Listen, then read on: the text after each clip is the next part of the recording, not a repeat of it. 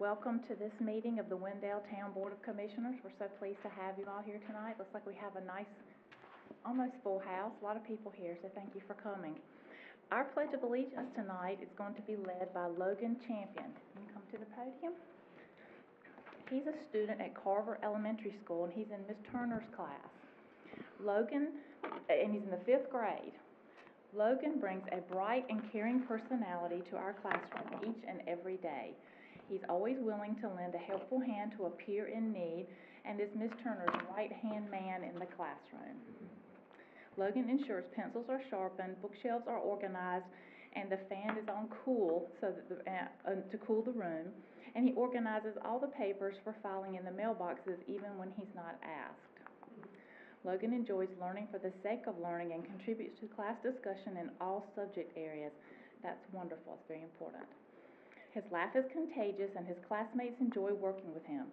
On the weekends, Logan is busy working on his family farm, preparing for a Halloween scare or a Christmas celebration. Logan is a joy to teach every day, and his absence is noticed if he's out sick. It's an honor to work with Logan each and every day. Keep up the great work, We are so very proud of you for being such a good student and a good role model for your friends and your peers at Carver Elementary School. So we want to invite you here tonight to lead us in the Pledge of Allegiance, okay?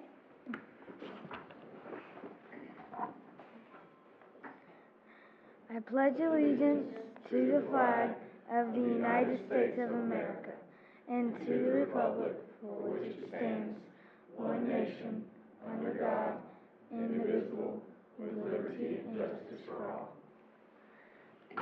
Thank you, Logan.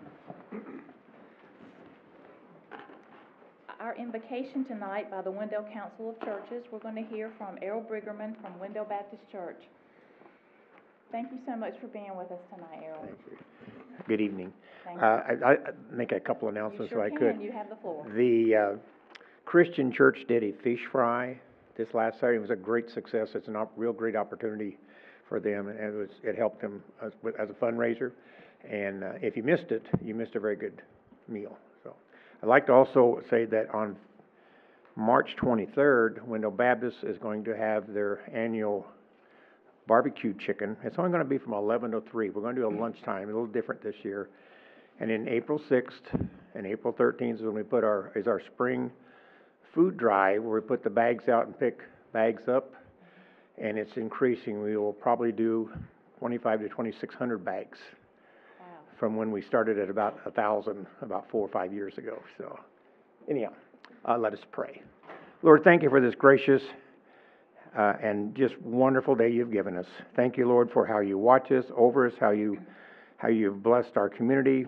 We just ask you, Lord, to watch over the events of the evening, give our mayor and council members the wisdom that is required, Lord, to make the decisions that honor you and that honors our community and honors our city. We just pray, Lord, for all this in your blessed name. Amen. Thank you. Are there any adjustments to the agenda? Motion to approve the agenda. All right, we have a motion to approve. All in favor? Aye. Okay. Public comment. We have one person signed up for public comment tonight, Sid Baines.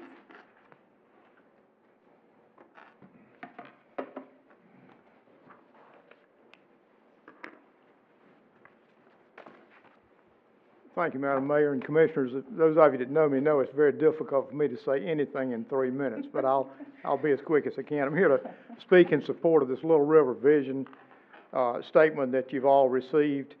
Little River is a tremendous resource to this part of the world. It's been identified as one of the most pristine rivers in the state. Triangle J Council of Governments 20 years ago identified it as the number 2 high priority for natural areas and scenic areas in the 7-county region that Triangle J serves. The only other higher priority area was on Eno River, and we know how much publicity Eno River has gotten. One of the reasons Little River doesn't get any more recognition than it has is because people don't know about it. It's kind of like Eastern Wake County. You know, once they find out how wonderful it is out here, we get more notoriety. And that's one of the things that Little River can do for this community. It's a tremendous resource. When you look at not only the pristine waters there and the resources, natural resources that exist, rare and endangered, protected species, waterfowl, all sorts of fish. There's also a tremendously rich social history there. There were a series of mills up and down the river that provided a place for people's corn and wheat to be ground, places to congregate. Many of the churches in this area historically used parts of the river or places on the river as baptism sites. There were sites where picnics were held, family reunions were held. In the denser parts of the river, people took their corn to cook, and there were a couple of liquor stills down through there too. So I guess that was before we got our nice ABC store, that was a real important part of the social heritage of this area. But all that aside, Little River is about 15 miles of length in Wake County. It starts just north of Wake in Franklin County, runs through Wake and Johnston into Wayne and dumps into the Neuse River near Goldsboro. But in about the 15 miles that we have here in this county, about 60% of the river already flows through over 2,200 acres of publicly owned lands. A lot of that is in the planned reservoir site, but there are other sites too. It would be a very simple thing for the county to work to develop a contiguous plan that tied all of the river within Wake County into a natural and scenic area. And that's the dream, or that's the vision of this plan. And of course, we would hope eventually Johnston County and Wayne and maybe even Franklin would tie in. We've got a number of conservation organizations that are supportive and that have helped gather information. There are political figures in Zabelin and the county that are supportive right now.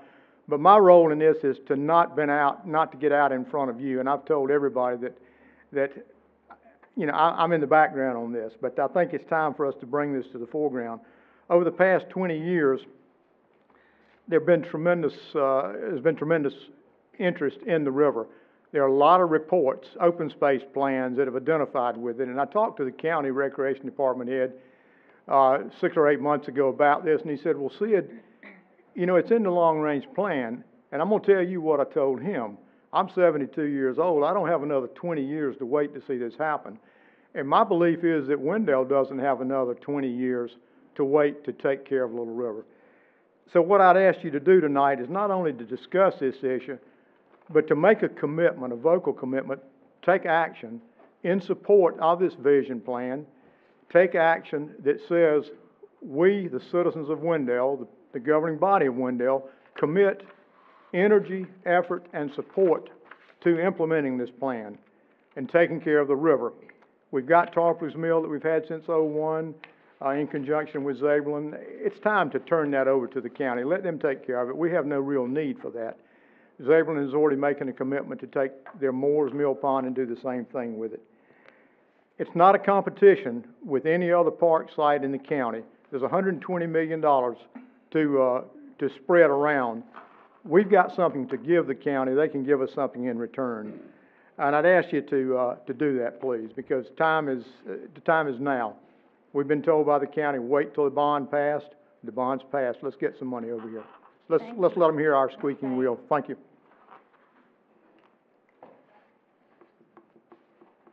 Do you have a motion to approve the consent agenda? Motion to approve. All in favor? Aye.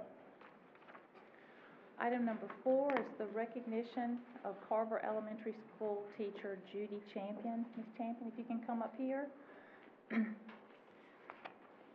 Judy Champion is a pre-kindergarten teacher. She currently is teaching blended pre-K in the blended pre-K classroom at Carver Elementary School. Her career in Wake County began as a teaching assistant in special ed classrooms. It was always a passion of hers to teach students with disabilities. She went back to school and obtained a bachelor's degree in birth through kindergarten studies so that she could be a classroom teacher. Once she obtained that degree, she had the opportunity to teach in the developmentally delayed pre-K classroom at Carver for 7 years. The Office of Early Learning in Wake County Schools continued to grow and began opening blended pre-K classrooms throughout the district. Ms. Faison, her principal, asked if she would like to open a blended pre-K classroom at Carver, and she excitedly accepted this new adventure and new challenge. She says that she's very grateful for the last 12 years at Carver Elementary School, where she's worked with some amazing students, families, and staff. We just wanted to have you here tonight and take a moment to thank you for all the things that you do for children in Wendell. You must have a gigantic heart that you've chosen the career path that you have. You absolutely have my admiration for that, and thank you for that. And we just wanted to thank you. Thank you. So is there anything you'd like to say? You have the floor. Yes, we are celebrating Read Across America Week this week for Dr. Seuss's birthday. We would welcome anyone who would like to come into the classroom and read to our kids. They would really love it. They love visitors to come in. And also with our EOGs coming up in April and May, we would love some volunteers to come into Proctor too, if you're able to. If you ever get a chance to go into any of our schools, I was at Carver just last week, I think. And it's always fun, very rewarding day. I urge you to do it. So y'all please take advantage of that. Thank you so much. Thank you.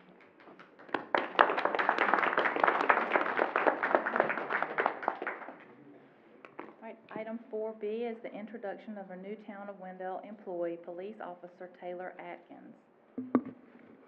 Good evening, Madam Mayor, members of the board. There are two of us standing before you tonight that are really excited, I can assure you. Every time I see Taylor, she's exceptionally excited and just proud to be a part of Wendell. Taylor Ray Atkins, who goes by Taylor, is originally from Jacksonville, Florida. She received her GED at Bevel State Community College in 2016, and after which she relocated to Raleigh. Upon graduating, Taylor chose to work in a variety of retail establishments and lived in several states before returning to Raleigh and Wake County, where we're hopeful she'll call us home. Yes, sir. Taylor's has had a long-time desire to enter into law enforcement profession. And in order to fulfill that role, she enrolled in Wake Tech Community College's basic law enforcement training and graduated in 2018, December. We first met Taylor when we visited a recruiting event held at Wake Tech, and she was very inquisitive about the town. The folks that participated came and said she asked a lot of questions and really was excited about the opportunity to talk, what we had to offer as a community, and the community in general. I think that interest is what, in Wendell, has caused her to pursue employment here, even when she was in the selection process with larger communities here in Wake County. Taylor was sworn in as a police officer with the town of Wendell on February 19th and is currently assigned to Sergeant Gill's squad in the field training program. Again, we are just super excited to have her as a part of the team and look forward to a long career and sharing some wonderful experiences together. Yes, sir. Well, welcome to Thank the you. Town of Wendell. We're so pleased to have you. Thank you. I'm sure you're making a wonderful addition to our police department. Very excited to be here, and I appreciate the opportunity Well, from we're all of thrilled y'all. to death to have you, so thank Thank you you. for choosing Wendell. Yes, ma'am. And in closing, again, thank you for the opportunity to allow Taylor to join us. She will depart as she has an almost 5-year-old who's probably getting close to bedtime. So I'm sure we can all understand that. Mia will be taking Mom out of here shortly. That's all right. And finally, as a reminder, please join us if you have the opportunity on Thursday. This goes to everyone for Coffee with a Cop. We're partnering with the Wake County Sheriff's Office at 41 North. Sheriff's Office and Wendell PD will be there from 4 to 8. So we look forward to seeing any of you that are available to come join us. Thank you.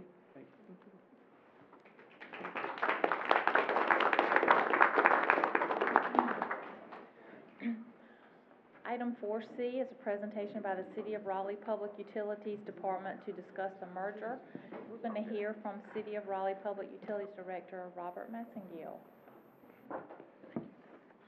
Thank you for being with us tonight. Thanks for having me. I feel like I'm sort of coming back to Wendell when I was a young engineer. In the 80s, I was the town engineer for the town of Wendell, working for Ragsdale Consultants. So I've got a lot of history here. All right. Would you like these? Okay. Little arrows will progress forward and back. Gotcha. Okay. Like I said, thanks for having us tonight. Hopefully we can give you some useful information that you can act on later. So here's our agenda for tonight. We'll discuss the background of the utility mergers. We'll cover the current status of the schedule to switch to Raleigh rates. We'll go over some affordability concerns. We'll discuss options to close the merger out early, and then we'll answer any questions that you might have at the very end. Or if you feel like you have a question along the way, feel free to jump in.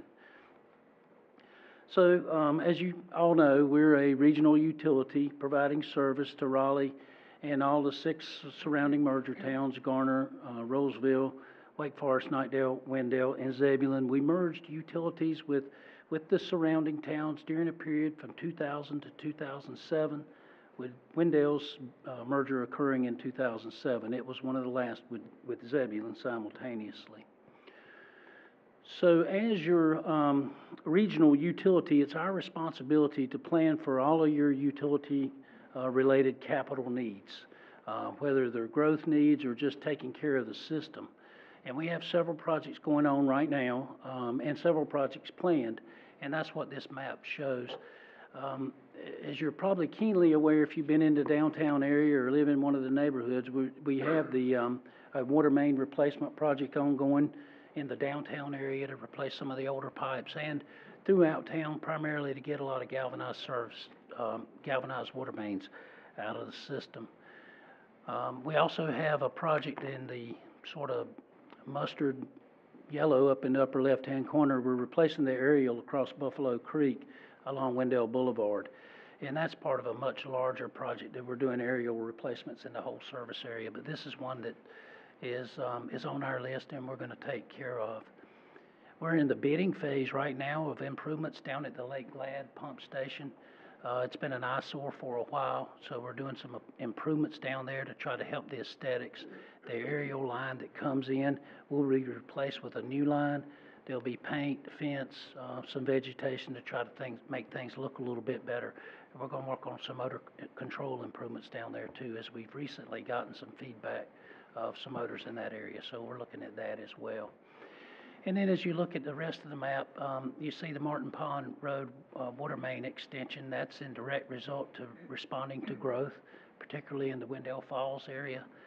And then all the other projects we got ranging from 2023 out to 2030. That's the end of our 10-year planning window, even though our master plans go out much further than that. So we've got projects planning to meet all of your long-range growth and replacing pipes in the system. Okay, so let's get into the utility mergers in general. Why we did the utility mergers, was it a good idea? Why did we actually go down that road? Well, the utility mergers were, a blue ribbon committee in the mid-90s was formed from the leaders of Wake County and all the municipalities in the town. And I'm not certain if any of the officials here were on board at that time, but that's, it's been, since the mid-90s. But the goal was for long-term continued growth of all the towns, not just Raleigh, not just Cary, not just the people with the big plants. And so how was that to be developed? Well, first of all, the capacity was a problem. You had to come to Raleigh and purchase capacity. And in Wendell's case, it had to pass through Knightdale before it got to Wendell, is the way things used to work, and which was not a very good plan for sustainable growth. Uncertainty on how much capacity you would have in the future to continue to grow. It was really hard to predict how much you were going to be able to grow. So the plan called for all the towns in the county to merge with a large utility. It called for the Cary to merge with Morrisville and other Western Wake towns. And it also called for Raleigh to merge with the 6 merger communities that we have actually done. And it actually called for all Raleigh and Cary to merge at some point in the future, although at this point I'm not certain that could ever happen.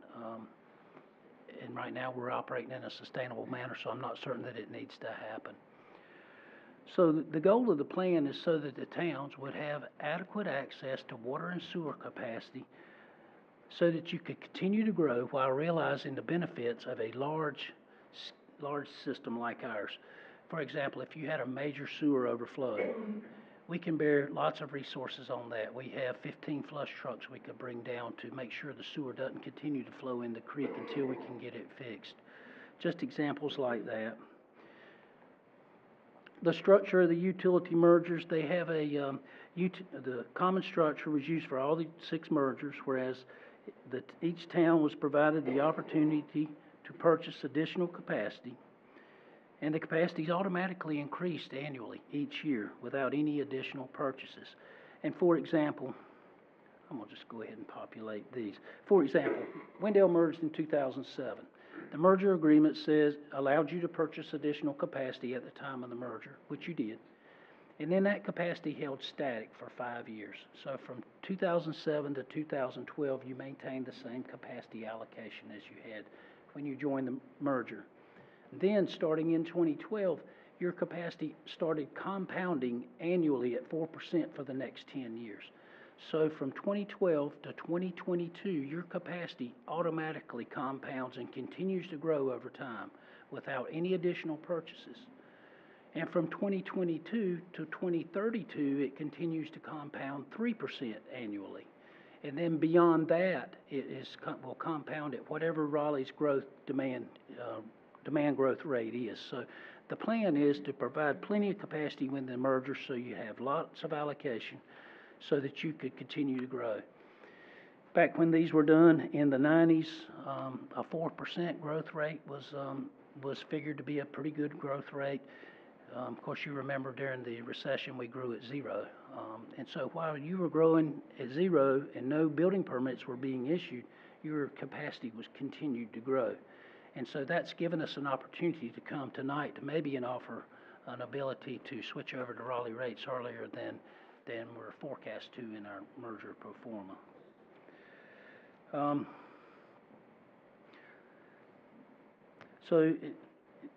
You'll see the growth of the compounding here in a little bit when Kenny shows you more on some of the graphs on how that compounding grows.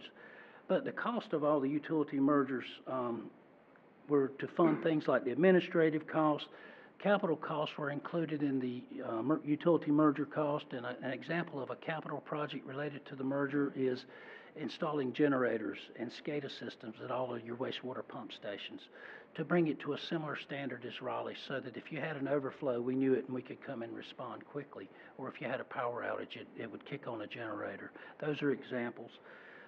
There were also capacity projects or capital projects to meet Wendell's growth needs within that merger window. There's a few waterline improvements projects that were included to accommodate the growth that was happening in Wendell Falls at the time. The cost of any water and sewer purchases at the time of the merger would have also been part of those costs. And any pre-existing utility debt that you came into the utility merger with would also came over as a utility cost. Primarily the Buffalo Creek Interceptor project had just wrapped up just prior to the utility mergers with Raleigh. So most all of that debt came over with the utility mergers as part of that utility costs. And all of these costs were funded through the rate differential between what Raleigh's rates were and what Wendell's rates were. And that rate differential and development fee is used to pay that merger debt back over time, which it has done, especially in the late years since the Wendell Falls development has taken back off again.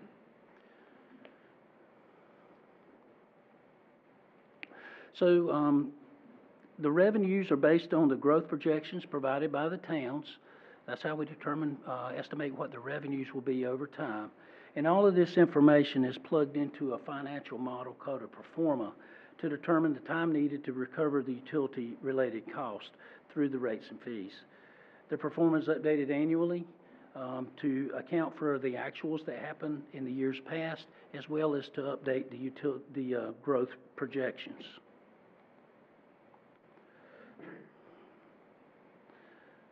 My dynamic slides aren't working quite as nice as I'd like them to.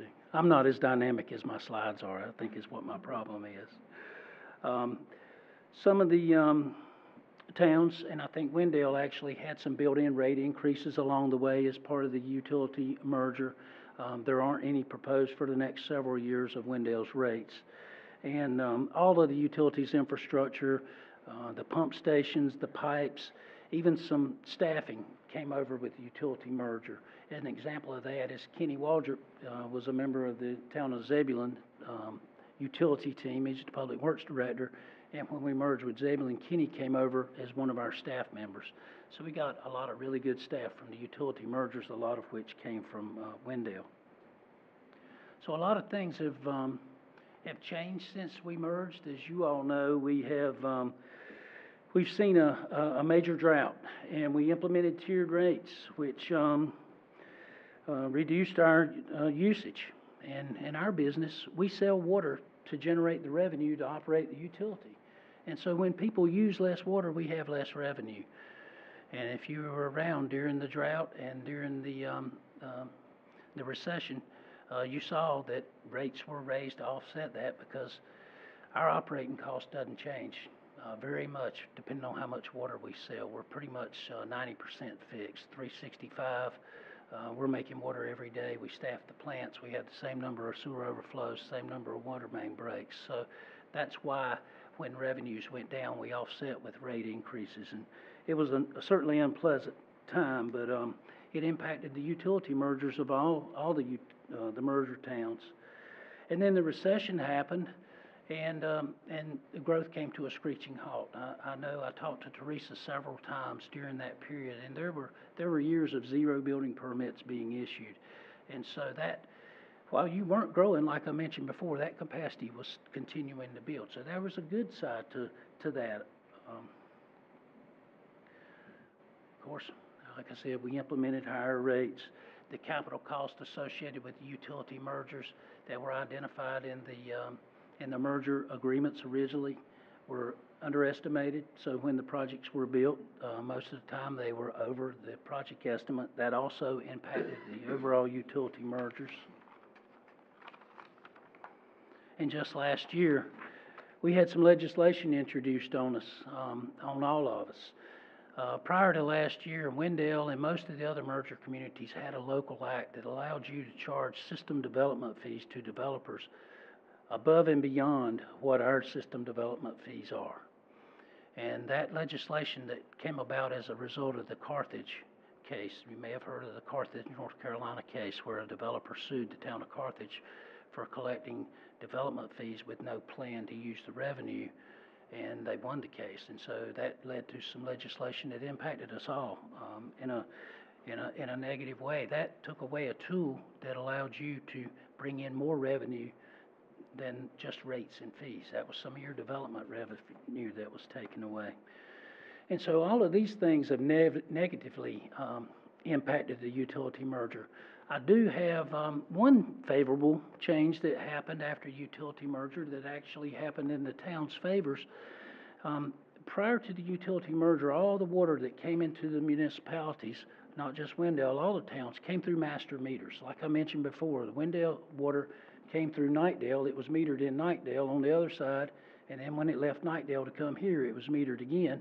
And then when it went to Zebulon, it was metered once more for their use. Well, that meant every drop of water that was used by Wendell was charged against, would be accounted against your allocation. And that was the way it was happening while we were under contract. After the utility mergers occurred, we took the master meters out. And so now we account for your usage by the customer's meter at the end.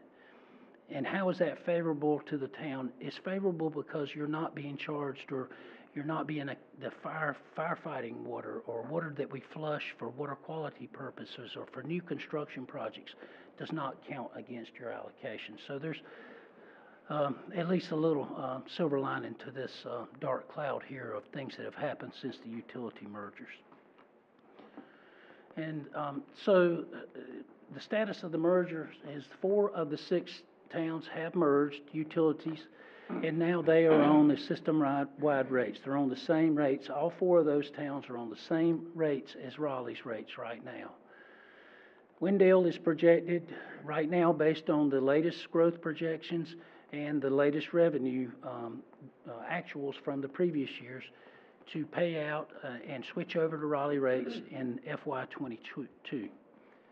Zebulon, based on the same information, is forecast in FY23. So we've been working with Mark, like I mentioned, to try to find a way that we could transition the customers in Wendell to the system-wide rates.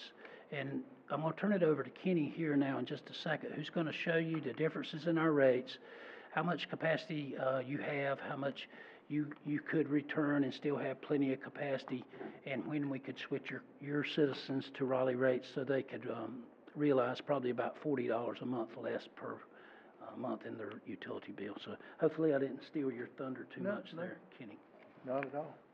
And as Robert mentioned earlier, we use a Excel spreadsheet-based model to try to predict when the merged window, the time when the fees and rates in Wendell, which are higher now, can drop to the overall service rates, when that can occur.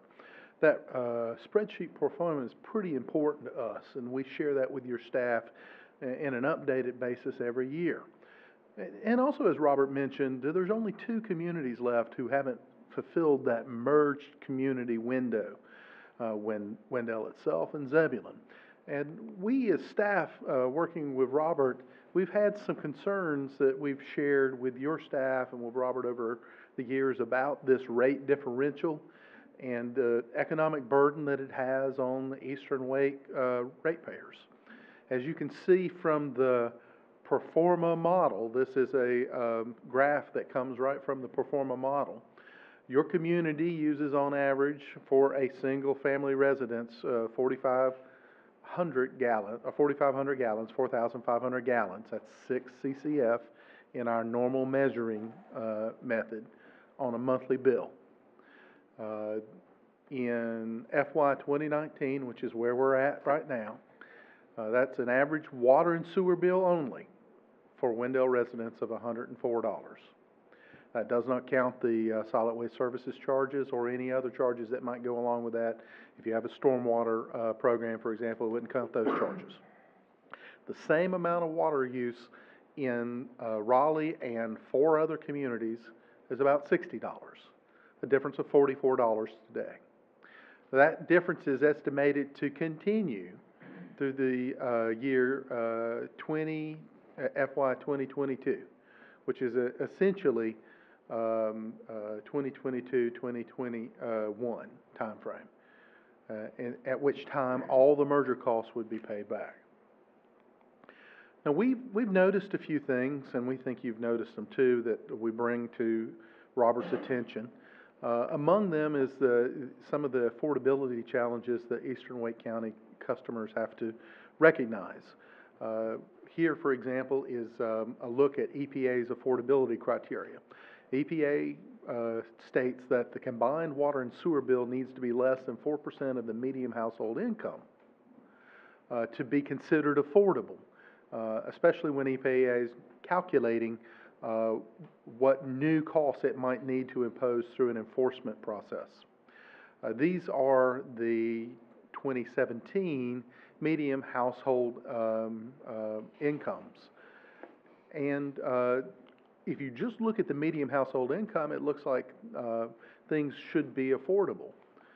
But if you go a little bit further into it and look at the census data that's available for all of our communities, and Wendell is pulled out here, U.S. Census estimates that as much as 18% of Wendell's population is at or below the poverty level. The poverty level, the national threshold for poverty for a 4-family home, and remember it can be calculated for a single family home all the way up to 10 in a family, in this case is $31,380 a year. That's certainly much less than the median household income that is found in Wendell. But if you look at the, if you think that 18% or so of your population base has a $31,380 a year income, the water bill at 4% of a median household income at $104 a month is $32,000. So that is just an indicator, a potential indicator, that there's a substantial population in your community that finds it stressful to meet their water and sewer bills every month. Our friends in Wake County also measure economic distress. They look at 4 factors: unemployment, age dependency, low education attainment, housing vacancy, and the poverty level. And as you can see, they have their census tracts ranked from lowest to highest, and we all understand where Eastern Wake County is and the communities in it, and the communities in Eastern Wake County have a higher than proportion percentage of those areas that are at highest risk. And then finally, we look at customer need in another way. This is a heat map that maps out the number of disconnects that a residence will have in a 4-year period. So if there are we consider if you have 4 disconnects in a 4-year period, that's not an accident. That's probably a symptom of affordability issues, if it's happening at least once a year to the residents. And you can see from this heat map that that occurs in some areas more than others. And yes, my community, Zebulon, and this community, Wendell, has its share of those. So all of this is to probably tell you something you already know, that the water bill rate in your community is stressful to our collective customers. So knowing that, we felt that it was probably incumbent upon us to come to both Wendell and Zebulon and offer some alternatives for consideration, and they're just alternatives, ideas. We met with your sister community, Zebulon, in December and provided a very similar presentation with very similar proposals. And what we did is we took that spreadsheet performa model and we decided we would project some changes in it to see if we could bring an early payoff. And we asked your staff, what would be the preferred payoff window that you would like to look at? Would it be FY 2019 this year? Would it be 2020, 2021?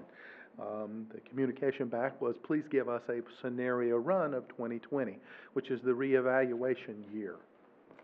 So in this scenario run, we have looked at providing a monetary credit for that compounding component that Robert mentioned. Just as a reminder, the mergers build into each of the agreements a compounding component. Every merger community gets 4% of compounding water capacity and sewer capacity a year, basically year 6 through year 11 into the merger for a 10-year window. And then for the next 10 years, it's 3%. And then thereafter, the water and sewer capacity compounds at the same rate as Raleigh. That was very important to all the merger communities. I was one of the people that was part of that negotiation on Zebulon's side. And that was the component that ensures that there's some reasonable growth of capacity as every community grows. What we're suggesting here for the first time is offering both Zebulon and Wendell an opportunity to return some of that compounding that they didn't actually pay for. And we'd give monetary credit for that. In this case, $4.44 per gallon. The sewer capacity compounds as it was per the agreement under this model run. This would include a $2 million cash transfer associated with those fees that the town has collected from Wendell Falls and would remit to Raleigh anyway at a future date. So it's essentially providing those at an early time frame. And then this also assumes that there's 4,800 new water accounts that are using at least 115 gallons per capita a day added to your community between the years FY19 and FY 2028.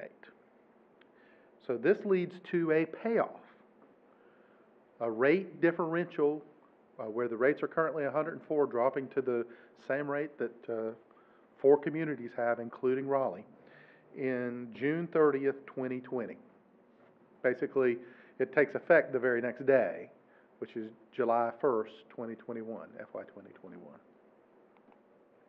So, this is an unchanged graph of the water capacity of the community. And as you can see here, if you'll look over toward the left of the graph, the community has a lot of water. This is in million gallons per day. So in the year 2028, the community has 2.37 million gallons of water capacity thanks to that compounding component. But even with all the homes that are expected to be added in that time frame, in the year 2028, we expect the community to actually be needing or using 1.09 million gallons a day on average. And this is just to highlight that compounding component is something that is built into every merger. No community paid for that compounding component. That was a fundamental faction of the, or component of the merger agreements. And it, for the first time, staff at Raleigh, of course, we've got to share this with our council and they've got to agree, but staff at Raleigh are proposing that we provide some credit for that compounding component. This is what the end result of the model run looks like after all of those conditions that I'd laid out earlier. So the curve has flattened somewhat, and around the 2019-2020 timeframe, it starts growing again at 4%, and then it breaks to the 3% in the out years. As you can see, there's still a lot of water capacity based on the model run. And I've got to be honest, we like to say all models are wrong, but some are very useful. And this is a very useful model, and this has been very accurate to date in predicting what our needs are for all of our communities. And this is predicting that there's going to be an additional 640,000 gallons above and beyond what is already committed to Wendell Falls and other locations going on the ground between 2019 and 2028. And a quick back of the napkin calculation indicates that's as many as 4,000 homes. Likewise, a very similar calculation leads us to believe that there could be as much as 3,600 homes in sewer capacity. And you always want your water capacity to be a little higher than your sewer capacity because people irrigate or they consume water in other ways, in chillers or boilers in an industrial setting. So you always want your water capacity to be a little bit higher than your sewer capacity. It's normally your limiting factor. So with that in mind, the new model run says that the rates in Wendell would drop from $104 to $61, a $43 difference under this scenario. And of course, we can prepare other scenarios for consideration. So we simply have laid this out for your consideration. So what questions do you have for us? Any questions? While you think about that, there's a do-nothing scenario. You do not have to do anything. The citizens will stay on the rates they will until 2023. But like Kenny said, we think we see an opportunity for the customers to switch to the lower rates, and you still have plenty of cushion to account for any growth that you don't know about now. And we've already accounted for all the Wendell Falls proposed growth in that, and a little over 4,000 above and beyond that could come and show up, and you'd still have adequate capacity to address that. We feel good about that and what Mark's proposed to try to get you switched over next July. Any comments on the board? Can you go back to the map of current projects?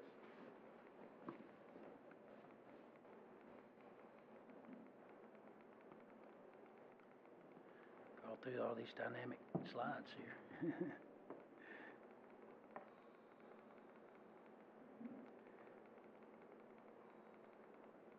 There we are. Okay. And this is a question out of ignorance, and I'm going to attempt to learn. What drives projects? How do I land on this map? It depends on what project it is. Like the yellow project, the Wendell Water Mains project is driven by old infrastructure. This is not a merger-related project. It's us looking at the entire system, saying we got old pipes and they rank as high as anywhere else. Let's go fix them. Other projects like the Martin Pond Waterline project or the Wendell Boulevard booster pump station, the 16 and 24-inch transmission main along 97, those are all growth-related projects. We're taking our water system master plan document and we're forecasting demand using Campo data and where that growth will occur. And it's forecasting that we'll need those lines in place, like the 97 water line. We need to start building that in FY23. So that's when we've got funds programmed to be encumbered, and then the construction, design, things would take place a year or two after that. Any specific projects? One you probably may ask about is the Purple Project, the Little Creek Force Main. See, that's way out in 2030. That's when we think that Zebulon's gonna reach the capacity or come close to the capacity of their plant, and we're gonna have to start pumping the excess flow back to the big plant at Raleigh. And it'll work its way through Wendell and along all the route of the Wendell Force Main to get back to Raleigh.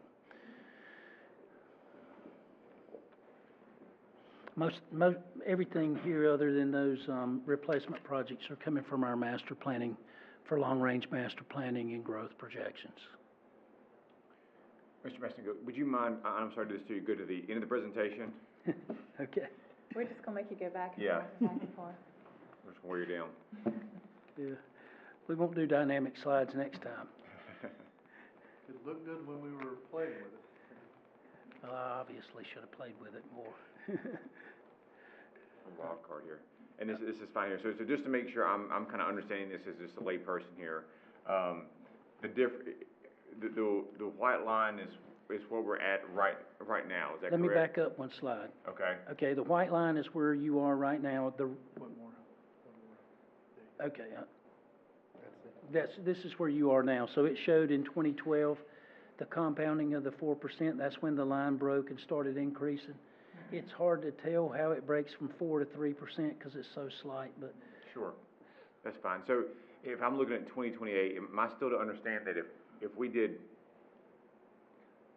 no water back, which is, we would still have approximately 1 million some change extra capacity. Am I understanding that correctly? 1.26 MGD. Roughly, yeah. And if for any reason, say our town, say we went with this merger and our town, just, totally in the next 6 months, just changed 100% and just took off on a different growth curve. I mean, even with your projections, do you foresee there really be much of in reasonable growth rates and what you've seen, where we would need to start buying back water, I guess? I think that we've taken that into account because you're growing pretty fast right now with Wendell Falls. Things are happening pretty quickly in Wendell now. What we can do and what we've offered to Zebulon is that if something, right now we have a contract date that goes out to 2024. That is when the final merger is supposed to be paid off, but right now you're projecting to pay off earlier than that. So what we're offering to Zebulon and would offer to Wendell would be the opportunity to purchase any capacity that you return back before the close of that contract date. Okay. And the reason that's important, that we need to have that contract date as after that you wouldn't be able to, is because we've already closed mergers out with 4 communities and they didn't have that opportunity and won't have that opportunity now. So we only have that opportunity with 2 towns, and that's why we feel like that it would be fair to do that and offer that you could purchase it back within the merger window at the same cost you returned it for. That was my question. Right. What was the cost of that? At the same unit price, Same same unit price. cost per gallon. That we're working with the unit prices that you purchased it originally in the merger. So we're returning it, you'd be returning it to us at that cost. And if you did need to come back and purchase within that time frame, we would work with that same unit price again. Okay. Within that time frame. So, just to be clear, so you said if we want it between now and 2024, we'd be able to come back and purchase it, not necessarily based on need? You would be able to come back and purchase it whether you need it or not.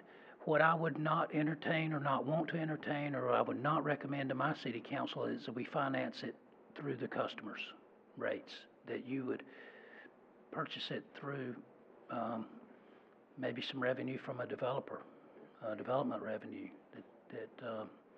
that you know about or could be coming in. I meant straight between, Right. There was a speaking between us, but if we decided at 2024 we wanted back in, or we wanted more capacity, we could. Yes, you could come and purchase that capacity back.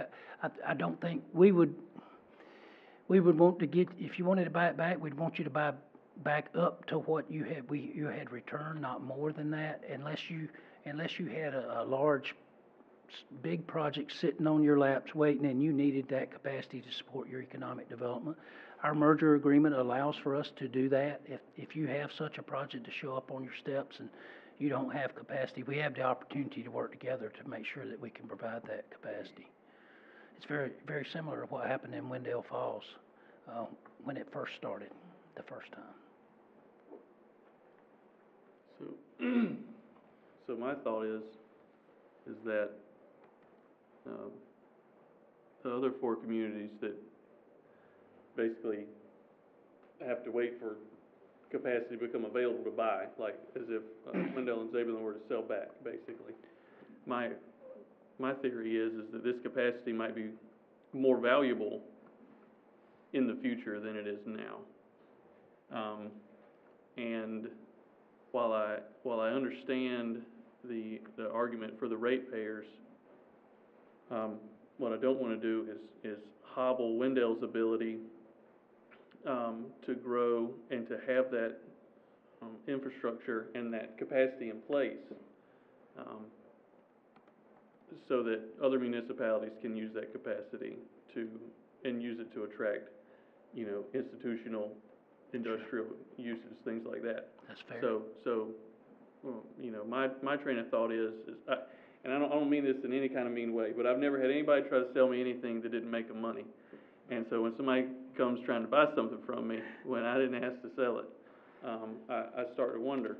And so my question is for a $40 reduction per month for basically 2 years. We'd be going from 2022 payoff to 2020 payoff for basically $40 a month for 24 months.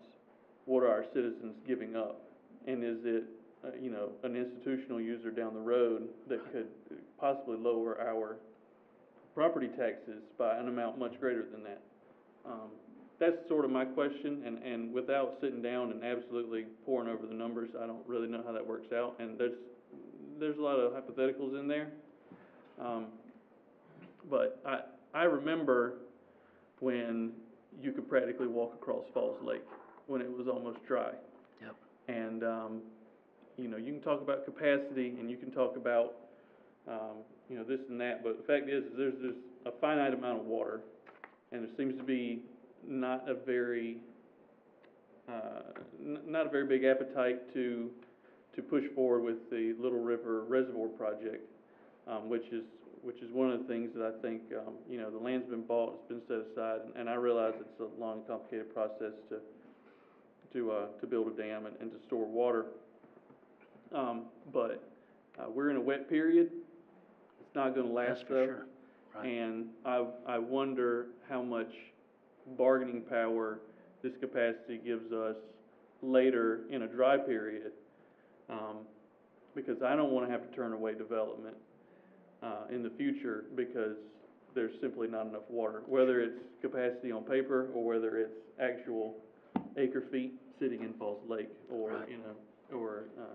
in Little River Reservoir. So just for me, there are a lot of what ifs, and I realize this is a model, and I realize that I'm projecting onto both the current and your future model, Right. All sorts of hypotheticals. But I just want to let you know where I'm at, which is the value of this capacity as today may be very different than what the capacity is in 4, 6, 8, or 10 years. And compounding interest is a powerful thing, and It certainly is. and this could be I don't want to say bargaining chip, but this could be, definitely give us a little more power in the future to get some infrastructure improvements around here that we might like later. So I just wanted to say that. I just want to say that I definitely appreciate it, and I look forward to going over the numbers a whole lot more, actually. So. And all I that, and really that's ask. fair, and I understand and appreciate all that, and if I were sitting in your chair, I would be probably thinking the same thing. Am I giving back too much, and am I gonna regret that later? As far as what our motivation for being here, I want it to be clear that I do get something out of this. Your citizens are my customers, and I hear from your citizens as my customers, and they don't like the utility bills. And so what I'm trying to do is find a way to transition them back to a reasonable bill so that they don't have to deal with that. We see the affordability issues in the county. In 2015, we looked at these numbers, and Wendell was rock bottom. It was like 40,000. Wendell Falls hasn't changed the complexion of those folks. What it does is it has added more take-home pay, and it's skewed the numbers. But you still have a good 18% of folks who are probably struggling with this bill. That's solely my motivation at all. You have to make no decision at all. We can continue on the course we're on, but we wanted to offer this. It's not something we've done before, the returning compounding, but we think it's something reasonable and that our city council will approve of. And it's an opportunity, but I understand your concerns about having enough capacity for growth. So maybe you work with staff and they make you feel better about how much extra you have even returning. But the decision is certainly y'all's. Can you please send us a copy of this PowerPoint? Yeah, actually, you may have it. I think you have it now here. Is, okay, okay. Okay. And, so, gentlemen, what do y'all want to do? I definitely want some more time to look over the numbers, Okay. and, especially as it relates to, you know, with the compounding factors, just how much we will be selling back along with that $2 million cash transfer. I mean, I just think there needs to be some time to look at it. Well, why don't we instruct staff to keep working with them and let's keep talking and going over it. Is that good, everybody? It's good. Okay, thank you for being here. Thank you. Thank you for having us. Item 5A is a public hearing for annexation petition A-1901 for property located at 2412 Wendell Boulevard, 4/10 acres, contiguous rather, PIN number 1784161389. Thank you, Mayor, members of the David board. always likes me to say the number. Saves me some. But as stated, this is a public hearing for an annexation request for a single parcel with an existing single-family home on it at 2412 Wendell Boulevard. Tonight, we're being asked you to hold the hearing and consider taking action. Action could consist of adopting the ordinance that's attached as to your report. The applicant in this case is Coconut Boat LLC. This came about because the new tenant went in the property and they realized that the well and septic, or the septic was bad. I think they actually had problems with both well and septic serving this lot. The water and sewer are right there on the road in front of them, so they reached out to the county, they reached out to us, and so they petitioned for annexation for this single lot with one single home on it in order to get access to those utilities. The town clerk has certified the sufficiency of the petition. On the screen there, you see where this is located across the street from Knott Square in one of those three lots, the middle lot highlighted in red. As I stated, this is already has water and sewer in front of it, so there's no extension or anything associated with this, and at the current tax rate, it would bring in a little over $500 of tax revenue being annexed into the town. And police and public works are already serving the area because it's across the street from Knott Square. Be happy to take any questions you may have. David, will there be any costs for the town to, to make this happen as far as the water lines and all that? I mean, is it a matter of just hooking it up and? Yep. Okay. Anyone else? Okay. You said it's non-contiguous? Correct. It is a satellite. So Knott Square is satellite, so this would also be satellite. Would this trigger any street improvements? No. What is staff's recommendation? Staff would recommend approval of the request. It helps fill in, we have a large gap between our contiguous area, closer to the core of Wendell, and going out towards the interchange. This doesn't make a big change, but it does a small part to help fill that gap. And just for my own information, what would the property owner be looking at as far as the cost to hook up? I mean, if someone came to me and said, oh, I might wanna be annexed too, there's water and sewer running by, how much is it gonna cost to join into the system? Do you know how much those, fees are? Rather than have him answer off the top of his head, can we get you that information? Oh, that'd be fine, yes. Thank you. Next time. Okay, public hearing's now open. Does anyone wish to speak for or against annexation?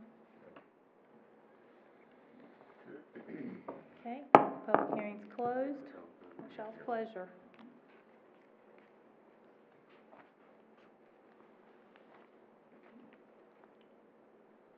I have no problem personally with approving the, annexation request.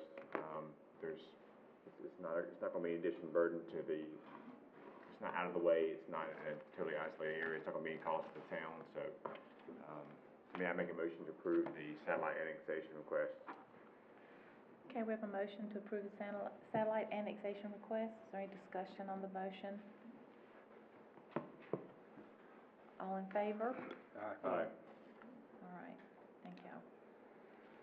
Item 6A is the discussion of the vision statement for the Little River.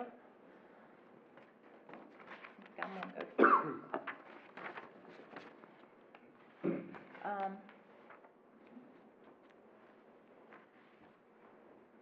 The Tarpley's Mule Pond, that's where I'm gonna start, was brought to my attention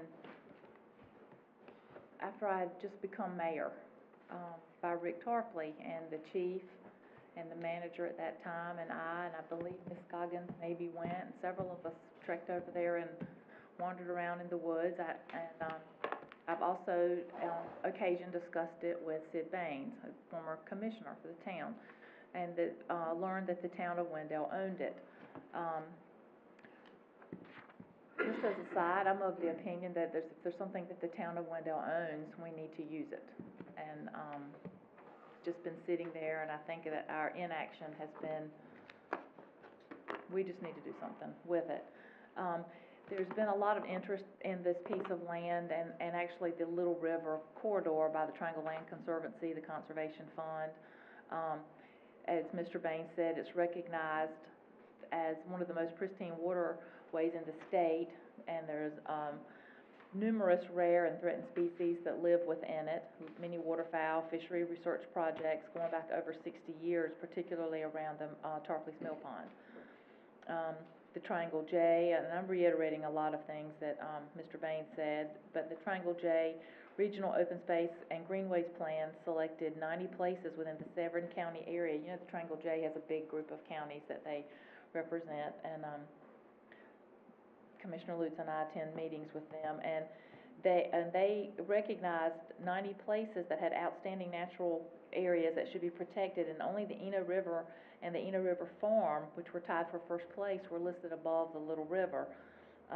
That really gets my attention, to be honest. So in 2002, there was a joint open space greenway plan, master plan, between Wendell and Zebulon. It placed a lot of emphasis on developing greenways along the Little River and 2 parks within our area of that. In 2002, the towns of Wendell and Zebulon obtained the Tarpley's Mill with open space grant monies from the county, which had received from the Trust for Public Lands. So we didn't go into our own coffers, but we still used tax money to get that. That's where I feel like we need to do something with it. I feel like it's kind of not in the spirit of which we were able to obtain the piece of land. And at that time, a commitment was made by the towns to utilize the mill pond for the public good. Now, I don't know if just people out there fishing is the public good and it looking full of briars, but I think the intention was that we do more. In 2006 and in 2017, the Wake County Open Space Plans included goals for developing the Little River Corridor Park in conjunction with the county, Wendell, and Zebulon. In 2011, the Wendell Comprehensive Recreation Open Space Plan includes plans for greenways and blueways along the Little River. So, based on the fact that there's been a history of over a very long period of time and a lot of discussion about the inclusion of this area on numerous plans and that I just listed, I think it's time that we moved along. I've been in communication with Bob Matheny. After I became aware of it, I called the mayor of Zebulon, Bob Matheny, and we talked about it. I think he may have ridden out and walked through the briars the same as we did. And we've all decided that it's time that we need to do something with it. So the process moving forward would be for the town of Wendell, the town of Zebulon has already done this, getting their mayor to sign a cover statement in favor of a vision statement to the county, which is included in your packet, to initiate moving forward. Now what this does is it puts the Little River Corridor in the line, but not in line in front of anything else that's already on Wake County Park's radar, including the Lake Myra Park. This is a starting point to get things going, to move along, and for us to be acting in a way that's consistent with the spirit of what we promised we would do in 2002. And I think it's important that we do that. So, Zebulon has decided to do that, and I'm hoping that the town of Wendell will do that as well. And do y'all have any questions?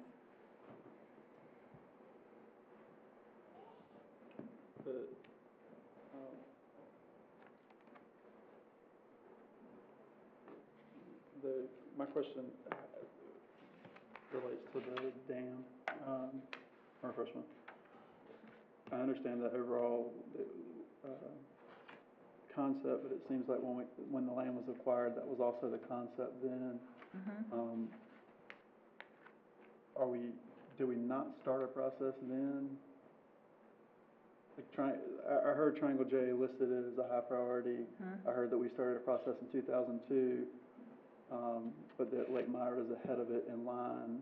We haven't really started anything. We just acquired the land. It's on several plans, but we've never really done anything. We don't even have a sign out there. Okay. So I just want to get started, but I don't want anyone to feel like we're jumping, because that was a concern that was expressed to me. We're not jumping in line in front of Lake Myra Park or anything else. Certainly not South Lake Park. No, don't say that here. I'm not even in that situation. I mean, there's ways to fast track things. But we're not doing that. We're just getting it to their attention so that we can get our little park in the queue. And this is just to the county's attention, is that correct? Yes, and what I would like to do is to direct the staff to work with the town of Wendell to draft a cover letter for Zebulon mayor and myself to sign that goes along with the vision statement that we're going to submit it to Wake County Parks.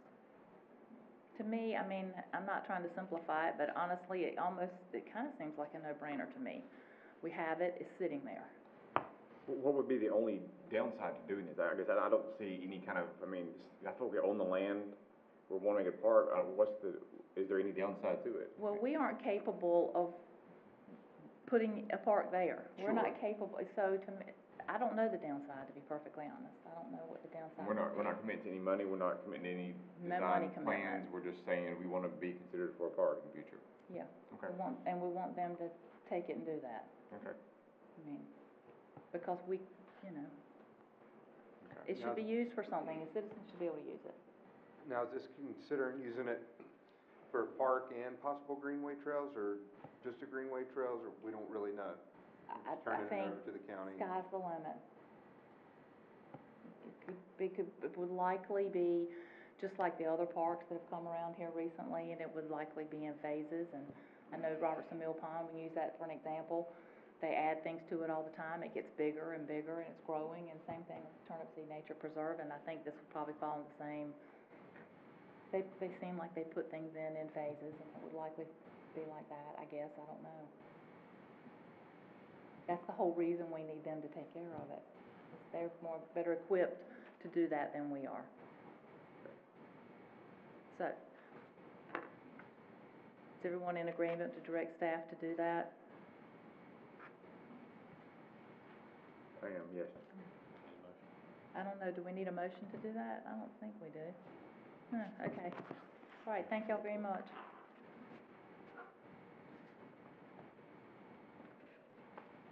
Item 7A is an update by Wendell Town Board members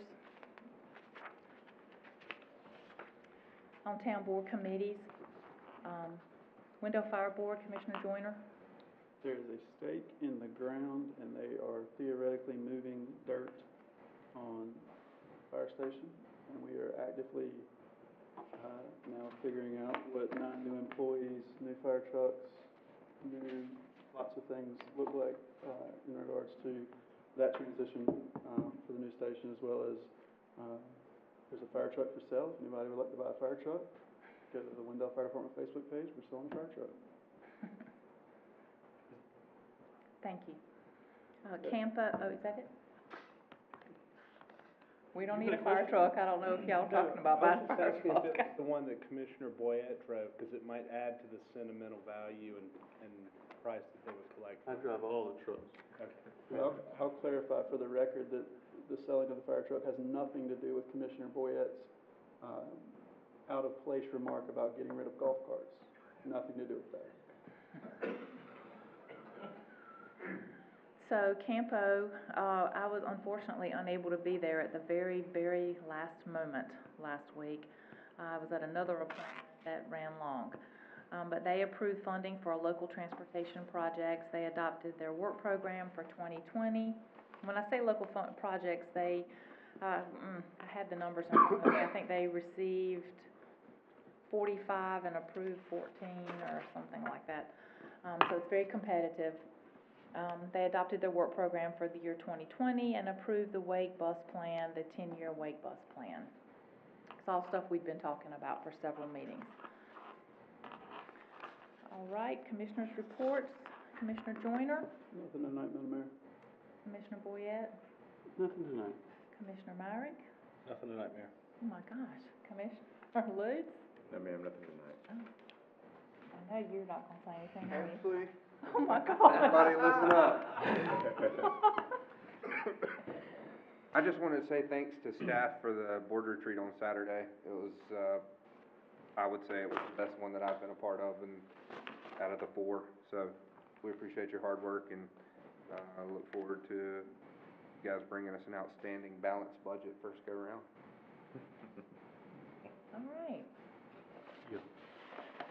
I just want to take a minute to congratulate East Wake High School women's basketball team. They're the won, I believe, this past weekend, the conference championship and the conference tournament, and they were also the season conference champions. So that's great. The East Wake High School varsity men came in second. They were the regular season champions and second in the tournament, conference tournament.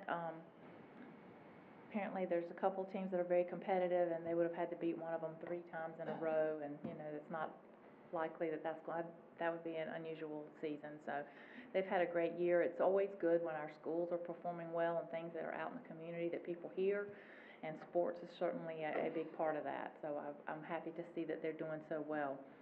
I also want to congratulate Aubrey and Petey's Grill for the 40-year anniversary in Wendell. What would we all do if they weren't there? Giving us a place to gather and table of knowledge, a place to learn so much. No. We'd be a lot dumber. I know. I don't know what we would do. We appreciate them being here.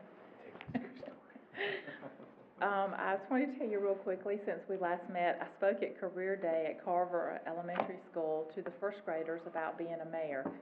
And they drew me a great picture that I have put on my Facebook page if you haven't seen it. It's real cute, and it's got a picture of me climbing into a limo, which I think is real funny. I don't know. And there's people all around me and a dog and a cat. So I thought it was really cute. It was real sweet that they drew it. They had great questions. They were well-mannered and engaged. Very cute kids, first graders, you know. You can't go wrong with that. So I want to thank them for inviting me. It's always fun to go and be at the schools. And I also want to thank the Parks and Rec for Princesses in the Park this past weekend. I think a good time was had by all, and I was there after our retreat, which was outstanding. I echo Commissioner Myrick, and thank you, Butch, it was great. Very informative. I learned a lot. Thank you for your hard work. I appreciate it. All right, we're going to close session. Madam Mayor, I make a motion, we go into closed session, pursuant, North Carolina General Statute 143-318.11A5. All right, we're going into closed session. Commissioner Myrick grew a foot and got a little more handsome. He owes you a thank you. What?